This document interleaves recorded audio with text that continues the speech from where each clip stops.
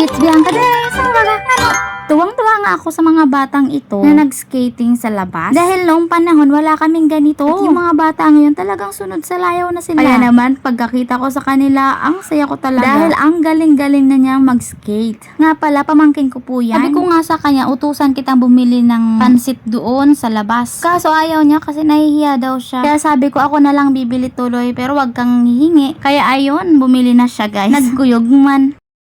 Nung tanghali nga nagluto ako buttered potato. So, pinalambot ko muna siya ng 15 minutes. At prepared na rin yung mga sangkap. Nung malambot na siya, hinango ko na. Kaya sinalang ko ulit at nilagay ko na yung butter. Next naman yung bawang para daw sa aswang yarn. Charis. Tapos syempre, nilagay ko na pala yung patata dyan at nilagyan ko na rin ng sugar, ng salt, at pinagmekos-mekos ko na rin. Pati rin pala yung pepper. Nilagyan ko rin pala yan ng cheese powder para naman may kulay siya at talagang lasado siya. So yun na nga, kain time. Nga pala kay baby po yan. Ewan ko ba ba't gustong-gusto yan ni baby? So yun na nga, nung hapon nga ni, pinalabas ko si baby at doon siya nag-play-play. Nag-walking siya sa labas. At syempre nagpasaway at nakipaghabulan sa akin. Talaga naman. Sobrang likot na ng batang ito. Pero sobrang thankful talaga kami. Kaka 1 year old pa lang niya, pero grabe na talaga yung likot.